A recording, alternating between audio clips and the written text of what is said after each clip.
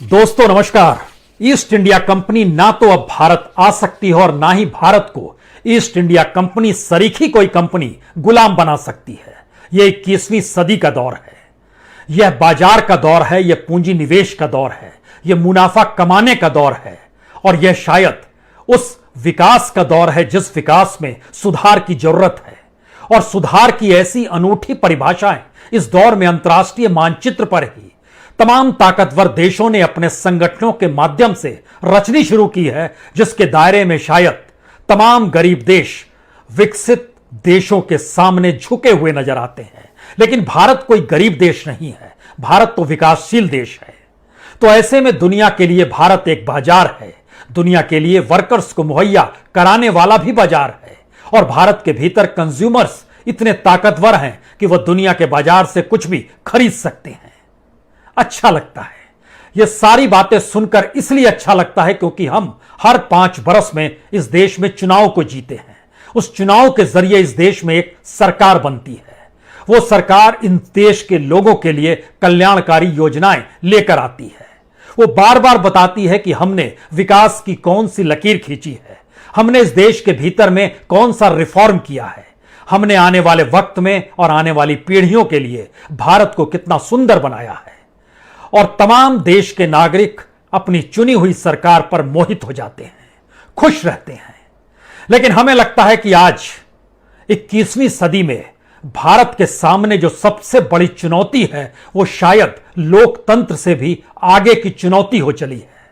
यह चुनौती भारत के भीतर में किसी लोकतांत्रिक शासक के तहत तानाशाही देखने की स्थिति में नहीं है, बल्कि दुनिया के बड़े बड़े संगठन जो तमाम विकसित देशों के हाथों में नाचते हैं, उनकी गुलामी कर रही है। यकीन नहीं होगा, लेकिन भारत के भीतर में तमाम सुधार, चाहे वो किसी भी क्षेत्र में हो, चाहे वह इंडस्ट्री के क्षेत्र में हो, चाहे मैन्युफैक्चरिंग के क्षेत्र में हो, चाहे लेबर के क्षेत्र में हो, चाहे वो एग्रीकल्चर के क्षेत्र में हो, इस देश के भीतर में हर चीज जिसका भी ऐलान होता है, चाहे वो प्रधानमंत्री गरीब कल्याण योजना का ऐलान हो या फिर इस देश के भीतर में जनधन योजना का ऐलान हो, अगर आपको यह कहा जाए कि यह तमाम पॉलिसी, यह तमाम नीतियां मौजूदा सरकार ने नहीं बनाई है, बल्कि भारत को जो पैसा मुहैया करा रहा है, भारत को जो अपने तौर पर कर्ज देने की स्थिति में ला रहा है, वही बताता है अब आपको कौन सी नीतियां लागू करनी है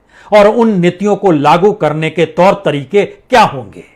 चाहे वो किसान का जिक्र हो, चाहे मजदूर का जिक्र हो, चाहे बेरोजगारी का जिक्र हो, चाहे इस देश के प्रोफेशनल्स का जिक्र हो और चाहे इस देश के बैंकिंग सर्विस का ही जिक्र क्यों ना हो।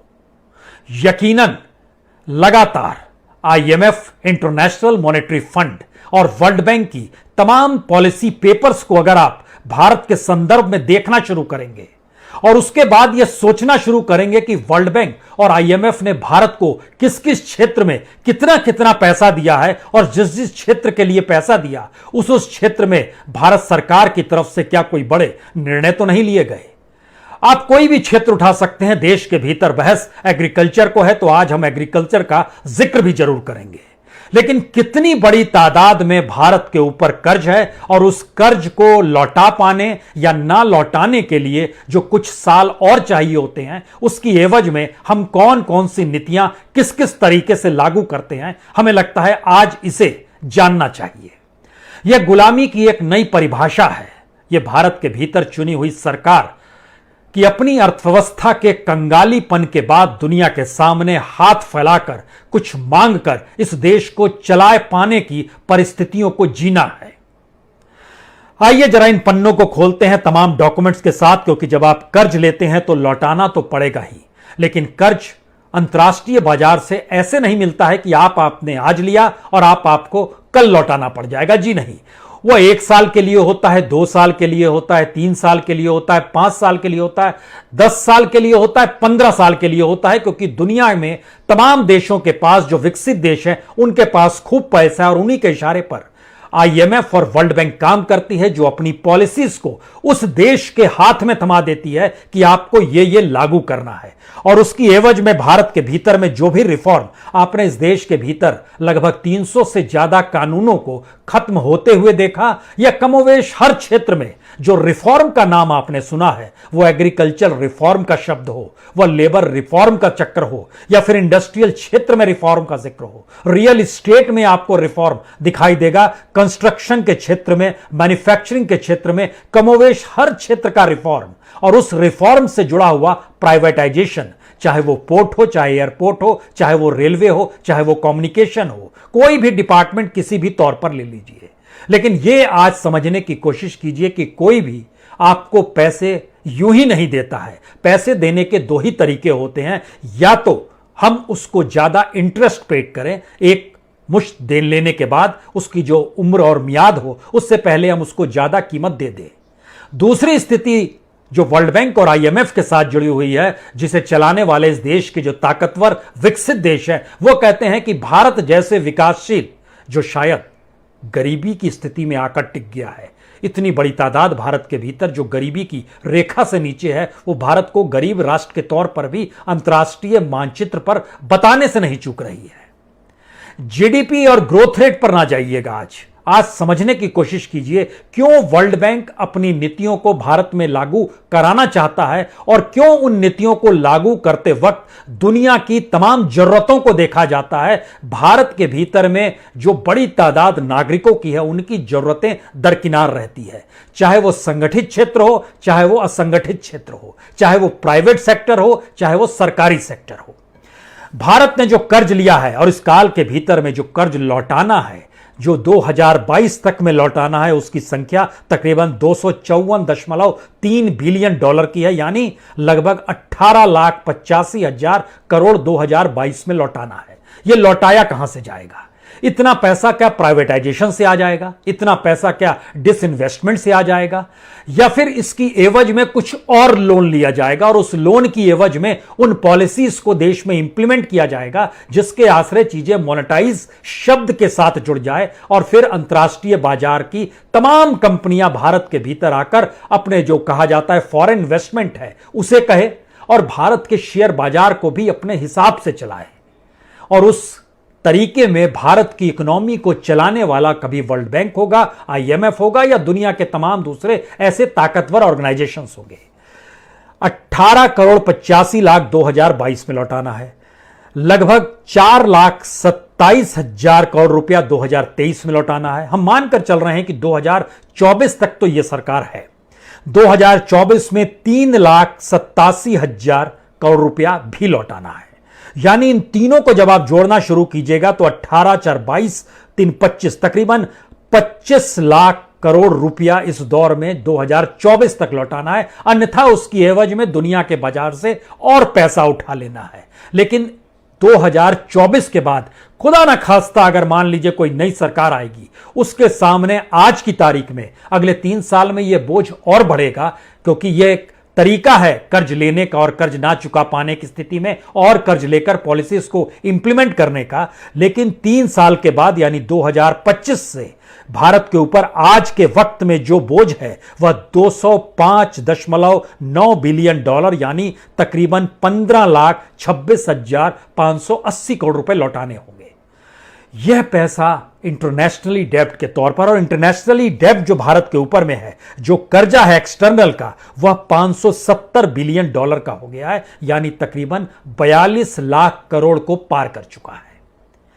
सवाल यह है कि अगर मौजूदा वक्त में हमने अपनी इकोनॉमी को नहीं संभाला, हमारे देश की अर्थव्यवस्था धीरे धीरे खोखली और कंगाल की स्थिति में आ गई, तो हमने अंतर्राष्ट्रीय बाजार से पैसे मांगने की शुरुआत की। और वर्ल्ड बैंक और आईएमएफ ने इतनी नीतियां बना दी कि इस देश के भीतर में जो 80 करोड़ लोगों को 5 किलो अनाज जो फ्री ऑफ कॉस्ट दिया जा रहा है, उसका पैसा भी वर्ल्ड बैंक से आया है। इस देश में जो गरीब कल्याण योजना का प्रधानमंत्री के नाम पर ऐलान किया गया, उसका पैसा भी वर्ल्ड बैंक से आया है। और जो तमाम क्षेत्र जिसका हम आपसे जिक्र कर रहे हैं कि इतनी बड़ी तादाद में जो रिफॉर्म की सोच है, उसके दायरे में इस देश का पूरा असंगठित क्षेत्र वह भी आ जाता है, जिसमें इस देश के लगभग 90% से ज्यादा मजदूर जुड़े हुए हैं। उनके सोशल सुरक्षा, सामाजिक सुरक्षा को लेकर जो योजना बनाई गई आईएमएफ और वर्ल्ड बैंक के जरिए, उसमें भी उसने पैसा दिया है। ऐसा नहीं है कि सब कुछ बहुत आसानी से हो गया। और इतना ही नहीं, जो बेरोजगारी की तादाद बढ़ रही है, उसके लिए भी वर्ल्ड बैंक और आईएमएफ का सुझाव एक ही है कि आपको अगर बेरोजगारी दे लगातार बढ़ती जा रही है और रोजगार दे नहीं पाएंगे तो आप एक अनएम्प्लॉयमेंट इंश्योरेंस शुरू कीजिए। यह आपकी ग्रोथ और इकोनॉमी इसके पैरेलल में चलेगी। जो ग्रोथ और इकोनॉमी होगी उसको आप हमारे हिसाब से लागू कीजिए। आपकी अपनी जीडीपी जो है वो 5 ट्रिलियन भी पार कर जाएगी। पैसा आप शिफ्ट कीजिए। यह मत देखिए किसे रोजगार मिल रहा है नहीं मिल रहा है।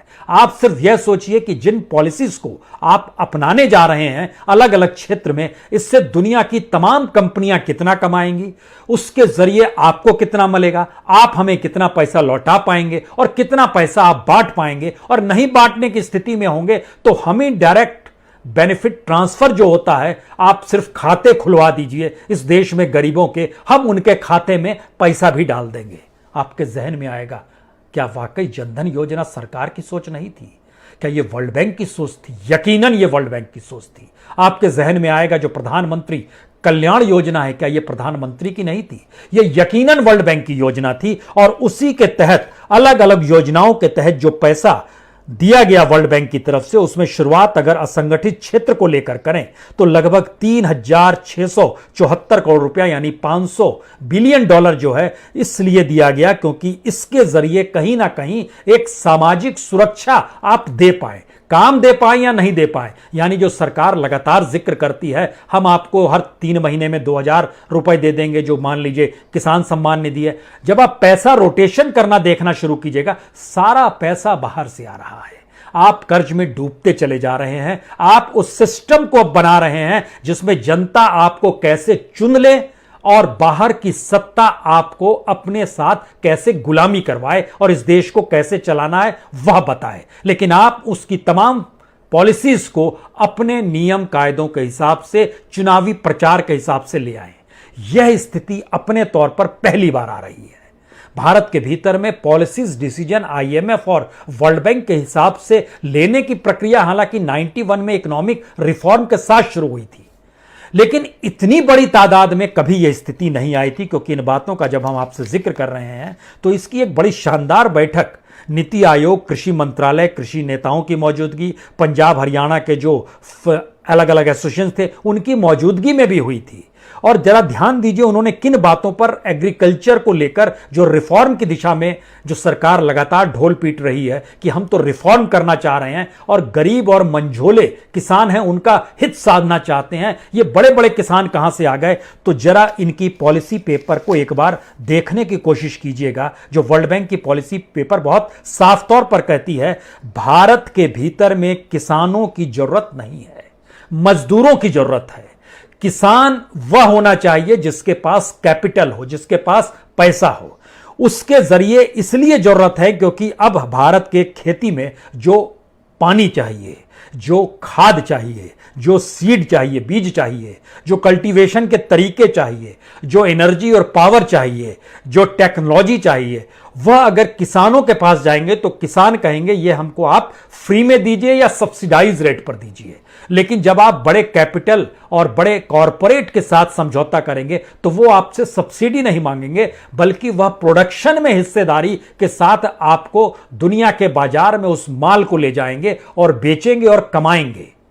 और इस दर पर कौन सी कीमत तय होगी ये वही तय करेंगे क्योंकि वही पैसा लगाएंगे। इसलिए पिछले दिनों जब यह खबर आई कि हिमाचल प्रदेश में अडानी ग्रुप ने कहा कि सेब की कीमत 12 रुपए कम कर देंगे और इस तरीके से हम अलग अलग अनाज भी कर देंगे, तो यह कोई चौंकाने वाली बात नहीं है।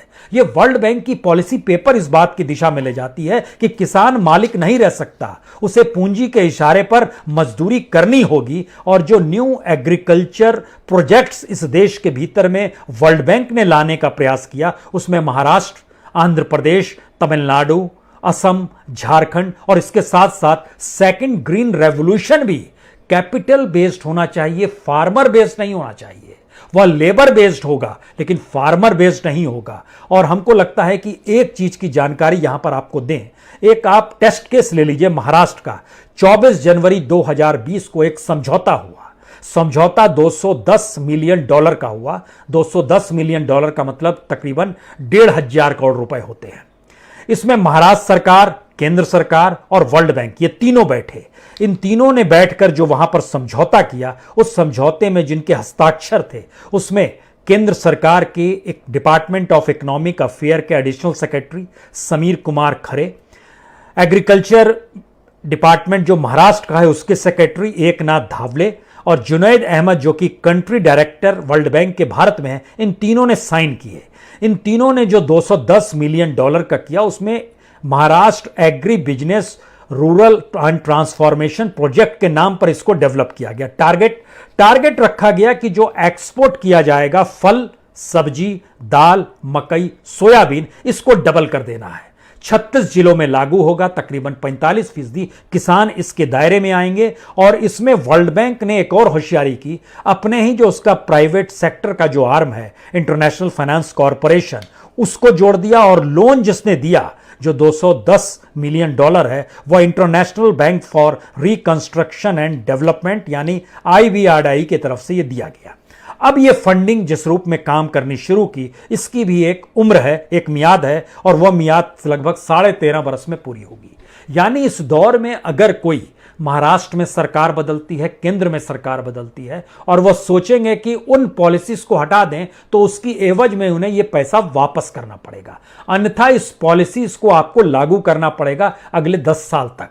इसकी मैच्योरिटी उम्र 13.5 साल है, उसके बाद आपको यह पैसा लौटाना है।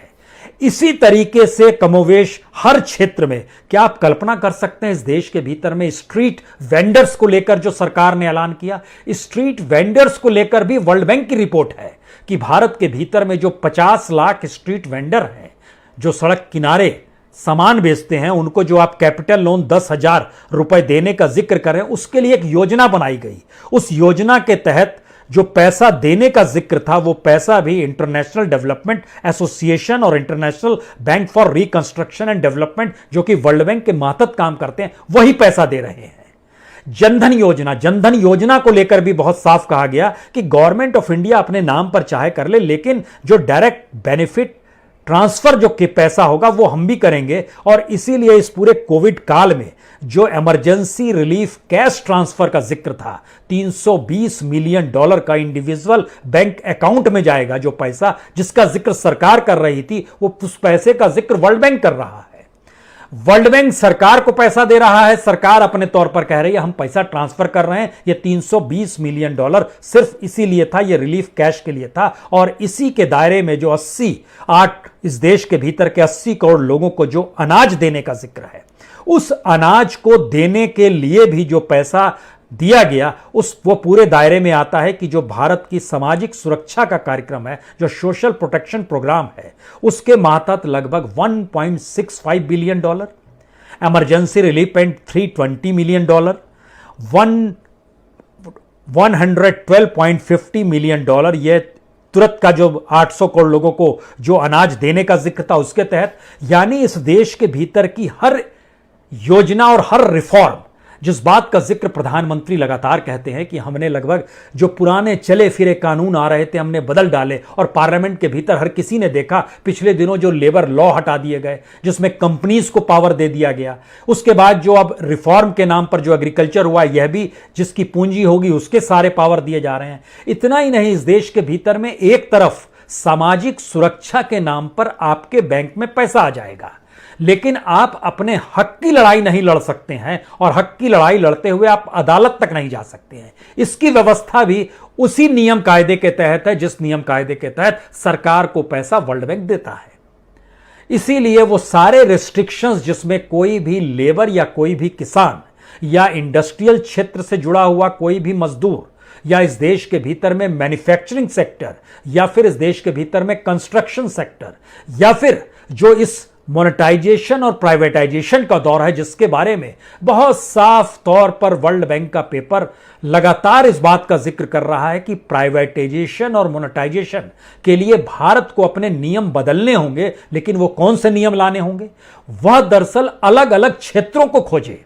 यानी अभी तक जो पारंपरिक क्षेत्र थे मोनेटाइजेशन के, यानी भारत के भीतर यह अक्सर कहा जाता था कि इस देश के बेसिक इंफ्रास्ट्रक्चर और भारत की जो लाइफलाइन है, कम से कम उसका मोनेटाइजेशन नहीं होना चाहिए, उसका प्राइवेटाइजेशन नहीं होना चाहिए, क्योंकि उसमें भी अगर लोग पैसा कमाने लगेंगे तो स्थिति बिगड़ जाएगी। लेकिन ध्यान दीजिए, भारत के भीतर में एजुकेशन प्राइवेट हाथ में, भारत के भीतर में हेल्थ सेक्टर प्राइवेट हाथ में, भारत के भीतर में पीने का पानी प्राइवेट हाथों में, उसके बाद जो नए माध्यम और नए इंस्टीट्यूशंस खोजे गए उसी में भारत के बंदरगाह आते हैं, उसी में हवाई अड्डे आते हैं, उसी में रेलगाड़ियां आती है, उसी में भारत का पूरा कम्युनिकेशन आता है। उसी के दायरे से होते हुए नया पॉलिसी पेपर यह भी कहता है कि भारत को डिजिटल इंडिया में आप कन्वर्ट कीजिए, क्योंकि डिजिटल इंडिया भी आप कहेंगे अच्छा, ये तो प्रधानमंत्री मोदी ने कहा था। कहा होगा, सारी बातें उन्होंने कही होंगी, लेकिन सारी बातों के पीछे जो पैसा सरकार रिलीज करती है, वो पैसा अगर देने वाला शख्स कह रहा है कि हमने आपके देश के लिए एक ब्लू पेपर बना लिया है और उस ब्लू पेपर के तहत आप काम करना शुरू कीजिए और यह इस देश की इकोनॉमी को बढ़ाएगा, कैपिटल से कैपिटल का ग्रोथ होगा और आपके पास जो पूंजी आएगी वह पूंजी के जरिए आप ट्रांसफर पैसा कीजिए, आपसे नहीं होगा तो हम करेंगे। बीच में वर्ल्ड बैंक और आईएमएफ को लगा भी कि शायद भारत में जो पैसा सरकार को देते हैं वह लोगों तक नहीं पहुंच पाता है, तो उसने स्टेट गवर्नमेंट को भी इन्वॉल्व किया, उसने कुछ प्राइवेट ऑर्गेनाइजेशंस को इन्वॉल्व किया जो कि ह्यूमन राइट ऑर्गेनाइजेशंस भी थे और इस देश के भीतर में अलग अलग तरीके से लोगों के बीच काम भी कर रहे हैं। ये कोविड काल के दौर की ही बात हम आपको बता रहे हैं, बहुत पुरानी नहीं है। और जो नया पेपर जो कहता है आईएमएफ और वर्ल्ड बैंक का कि भारत को हर हाल में इस देश के भीतर की manufacturing industry, real estate, construction, port, airport, railway, labour, agriculture, इन तमाम क्षेत्रों में रिफॉर्म करना ही होगा, इसके अलावे कोई उपाय नहीं है। अब आप कल्पना कीजिए, यह देश जिस पैसे से चल रहा है वो पैसा देने वाला बाहर बैठा है, उसके पास जो पैसा आ रहा है उस पैसे को देने वाले इस देश के विकसित देशों की अपनी चौकड़ी है, जिसमें G7 भी शामिल है।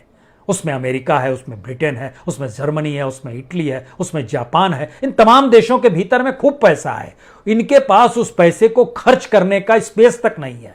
ये आपको अपने ही देश में 0% पर पैसा दे देते हैं, किसी को भी लोन देते हैं। भारत में वो 10% मिलता है लोन। अगर आप कार खरीदिएगा, गाड़ी खरीदिएगा तो आपको 9, 8, 10% देना पड़ेगा इंटरेस्ट रेट। वहां पर 0% इंटरेस्ट में या 0.5% इंटरेस्ट में मिल जाता है। तो भारत जैसा देश, इतने बड़े देश में इतना पैसा अगर हम डाल सकते हैं, जिसको हम 10, 12, 15 साल बाद लेंगे और मौजूदा सरकार को यह लगेगा कि देश तो खोखला होते जा रहा है, तो क्यों नहीं, अभी हम सत्ता में हैं तो हम तो पैसा ले लें, आने वाले वक्त में जिसकी सरकार होगी वह सोचे। यह एक नए तरीके की ईस्ट इंडिया कंपनी है और यह एक नए तरीके की गुलामी है, जिसमें हम और आप चुन रहे हैं अपनी सरकार को कि हमारे लिए काम करे, लेकिन यह कैसे पता चलेगा कि वह खुद ही गुलाम हो चली है। कल्पना कीजिए, कल्पना मत कीजिए, यह हकीकत है और इसके लिए आपको कहीं सरकार से कोई डॉक्यूमेंट मांगने की जरूरत नहीं है। आप एक काम कीजिए, आईएमएफ और वर्ल्ड बैंक की साइट पे चले जाइए और वहां पे इंडिया को लेकर जो भी रिफॉर्म, प्राइवेटाइजेशन, मोनेटाइजेशन और अलग अलग फील्ड्स के रिफॉर्म को पेपर जो उन्होंने लिखा है उस पेपर को पढ़ लीजिए और उसके साथ यह भी देखिए, उसमें कमेंट आपको मिलेगा कि यह किस एवज में आपको पैसा दे रहे हैं और इस देश के भीतर में क्या क्या चीजें इंप्लीमेंट कराना चाहते हैं। फिर आप इस देश में बीते 7 वर्ष में जो भी योजनाओं का ऐलान प्रधानमंत्री ने किया होगा उसको और उसको मैच कीजिए, तब आप समझ पाएंगे कि दरअसल ये किसी के दिमागी इंटेलिजेंस का कमाल नहीं है, बल्कि यह गुलाम होने की परिस्थितियों के दौर का ऐलान दर ऐलान है। बहुत बहुत शुक्रिया, बहुत बहुत शुक्रिया। दोस्तों नमस्कार। ईस्ट इंडिया कंपनी ना तो अब भारत आ सकती है और ना ही भारत को ईस्ट इंडिया कंपनी सरीखी कोई कंपनी गुलाम बना सकती है। यह 21वीं सदी का दौर है, यह बाजार का दौर है, यह पूंजी निवेश का दौर है, यह मुनाफा कमाने का दौर है और यह शायद उस विकास का दौर है जिस विकास में सुधार की जरूरत है। और सुधार की ऐसी अनूठी परिभाषाएं इस दौर में अंतर्राष्ट्रीय मानचित्र पर ही तमाम ताकतवर देशों ने अपने संगठनों के माध्यम से रचनी शुरू की है, जिसके दायरे में शायद तमाम गरीब देश विकसित देशों के सामने झुके हुए नजर आते हैं। लेकिन भारत कोई गरीब देश नहीं है, भारत तो विकासशील देश है। तो ऐसे में दुनिया के लिए भारत एक बाजार है, दुनिया के लिए वर्कर्स को मुहैया कराने वाला भी बाजार है और भारत के भीतर कंज्यूमर्स इतने ताकतवर हैं कि वह दुनिया के बाजार से कुछ भी खरीद सकते हैं। अच्छा लगता है यह सारी बातें सुनकर, इसलिए अच्छा लगता है क्योंकि हम हर 5 बरस में इस देश में चुनाव को जीते हैं। उस चुनाव के जरिए इस देश में एक सरकार बनती है। वो सरकार इन देश के लोगों के लिए कल्याणकारी योजनाएं लेकर आती है। वो बार बार बताती है कि हमने विकास की कौन सी लकीर खींची है, हमने इस देश के भीतर में कौन सा रिफॉर्म किया है, हमने आने वाले वक्त में और आने वाली पीढ़ियों के लिए भारत को कितना सुंदर बनाया है। और तमाम देश के नागरिक अपनी चुनी हुई सरकार पर मोहित हो जाते हैं, खुश रहते हैं। लेकिन हमें लगता है कि आज 21वीं सदी में भारत के सामने जो सबसे बड़ी चुनौती है वो शायद लोकतंत्र से भी आगे की चुनौती हो चली है। यह चुनौती भारत के भीतर में किसी लोकतांत्रिक शासक के तहत तानाशाही देखने की स्थिति में नहीं है, बल्कि दुनिया के बड़े बड़े संगठन जो तमाम विकसित देशों के हाथों में नाचते हैं, उनकी गुलामी कर रही है। यकीन नहीं होगा, लेकिन भारत के भीतर में तमाम सुधार, चाहे वो किसी भी क्षेत्र में हो, चाहे वह इंडस्ट्री के क्षेत्र में हो, चाहे मैन्युफैक्चरिंग के क्षेत्र में हो, चाहे लेबर के क्षेत्र में हो, चाहे वो एग्रीकल्चर के क्षेत्र में हो, इस देश के भीतर में हर चीज जिसका भी ऐलान होता है, चाहे वो प्रधानमंत्री गरीब कल्याण योजना का ऐलान हो या फिर इस देश के भीतर में जनधन योजना का ऐलान हो, अगर आपको यह कहा जाए कि यह तमाम पॉलिसी, ये तमाम नीतियां मौजूदा सरकार ने नहीं बनाई है, बल्कि भारत को जो पैसा मुहैया करा रहा है, भारत को जो अपने तौर पर कर्ज देने की स्थिति में ला रहा है, वही बताता है अब आपको कौन सी नीतियां लागू करनी है और उन नीतियों को लागू करने के तौर तरीके क्या होंगे। चाहे वो किसान का जिक्र हो, चाहे मजदूर का जिक्र हो, चाहे बेरोजगारी का जिक्र हो, चाहे इस देश के प्रोफेशनल्स का जिक्र हो, और चाहे इस देश के बैंकिंग सर्विस का ही जिक्र क्यों ना हो। यकीनन लगातार आईएमएफ, इंटरनेशनल मॉनेटरी फंड और वर्ल्ड बैंक की तमाम पॉलिसी पेपर्स को अगर आप भारत के संदर्भ में देखना शुरू करेंगे और उसके बाद यह सोचना शुरू करेंगे कि वर्ल्ड बैंक और आईएमएफ ने भारत को किस किस क्षेत्र में कितना कितना पैसा दिया है और जिस जिस क्षेत्र के लिए पैसा दिया उस क्षेत्र में भारत सरकार की तरफ से क्या कोई बड़े निर्णय तो नहीं लिए गए। आप कोई भी क्षेत्र उठा सकते हैं, देश के भीतर बहस एग्रीकल्चर को है तो आज हम एग्रीकल्चर का जिक्र भी जरूर करेंगे। लेकिन कितनी बड़ी तादाद में भारत के ऊपर कर्ज है और उस कर्ज को लौटा पाने या ना लौटाने के लिए जो कुछ साल और चाहिए होते हैं, उसकी एवज में हम कौन कौन सी नीतियां किस किस तरीके से लागू करते हैं, हमें लगता है आज इसे जानना चाहिए। यह गुलामी की एक नई परिभाषा है। यह भारत के भीतर चुनी हुई सरकार कि अपनी अर्थव्यवस्था के कंगालीपन के बाद दुनिया के सामने हाथ फैलाकर कुछ मांगकर इस देश को चलाए पाने की परिस्थितियों को जीना है। आइए जरा इन पन्नों को खोलते हैं तमाम डॉक्यूमेंट्स के साथ, क्योंकि जब आप कर्ज लेते हैं तो लौटाना तो पड़ेगा ही, लेकिन कर्ज अंतर्राष्ट्रीय बाजार से ऐसे नहीं मिलता है कि आपने आज लिया और आपको कल लौटाना पड़ जाएगा। जी नहीं, वो 1 साल के लिए होता है, 2 साल के लिए होता है, 3 साल के लिए होता है, 5 साल के लिए होता है, 10 साल के लिए होता है, 15 साल के लिए होता है, क्योंकि दुनिया में तमाम देशों के पास, जो विकसित देश हैं, उनके पास खूब पैसा है और उन्हीं के इशारे पर आईएमएफ और वर्ल्ड बैंक काम करती है, जो अपनी पॉलिसीज को उस देश के हाथ में थमा देती है कि आपको ये लागू करना है। और उसकी एवज में भारत के भीतर में जो भी रिफॉर्म आपने इस देश के भीतर लगभग 300 से ज्यादा कानूनों को खत्म होते हुए देखा, या कमोवेश हर क्षेत्र में जो रिफॉर्म का नाम आपने सुना है, वो एग्रीकल्चर रिफॉर्म का शब्द हो, वह लेबर रिफॉर्म का चक्कर हो, या फिर इंडस्ट्रियल क्षेत्र में रिफॉर्म का जिक्र हो, रियल एस्टेट में आपको रिफॉर्म दिखाई देगा, कंस्ट्रक्शन के क्षेत्र में, मैन्युफैक्चरिंग के क्षेत्र में, कमोवेश हर क्षेत्र का रिफॉर्म, और उस रिफॉर्म से जुड़ा हुआ प्राइवेटाइजेशन, चाहे वो पोर्ट हो, चाहे एयरपोर्ट हो, चाहे वो रेलवे हो, चाहे वो कम्युनिकेशन हो, कोई भी डिपार्टमेंट किसी भी तौर पर ले लीजिए। लेकिन यह आज समझने की कोशिश कीजिए कि कोई भी आपको पैसे यूं ही नहीं देता है। पैसे देने के 2 ही तरीके होते हैं, या तो हम उसको ज्यादा इंटरेस्ट पेड करें, एक मुश्त दे लेने के बाद उसकी जो उम्र और मियाद हो उससे पहले हम उसको ज्यादा कीमत दे दें। दूसरी स्थिति जो वर्ल्ड बैंक और आईएमएफ के साथ जुड़ी हुई है, जिसे चलाने वाले इस देश के जो ताकतवर विकसित देश हैं, वो कहते हैं कि भारत जैसे विकासशील, जो शायद गरीबी की स्थिति में आकर टिक गया है, इतनी बड़ी तादाद भारत के भीतर जो गरीबी की रेखा से नीचे है, वो भारत को गरीब राष्ट्र के तौर पर भी अंतर्राष्ट्रीय मानचित्र पर बताने से नहीं चूक रही है। जीडीपी और ग्रोथ रेट पर ना जाइएगा। आज समझने की कोशिश कीजिए क्यों वर्ल्ड बैंक अपनी नीतियों को भारत में लागू कराना चाहता है और क्यों उन नीतियों को लागू करते वक्त दुनिया की तमाम जरूरतों को देखा जाता है। भारत के भीतर में जो बड़ी तादाद नागरिकों की है उनकी जरूरतें दरकिनार रहती है, चाहे वो संगठित क्षेत्र हो, चाहे वो असंगठित क्षेत्र हो, चाहे वो प्राइवेट सेक्टर हो, चाहे वो सरकारी सेक्टर हो। भारत ने जो कर्ज लिया है और इस काल के भीतर में जो कर्ज लौटाना है, जो 2022 तक में लौटाना है, उसकी संख्या तकरीबन 254.3 बिलियन डॉलर की है, यानी लगभग 18,85,000 करोड़ 2022 में लौटाना है। यह लौटाया कहां से जाएगा? इतना पैसा क्या प्राइवेटाइजेशन से आ जाएगा? इतना पैसा क्या डिसइन्वेस्टमेंट से आ जाएगा?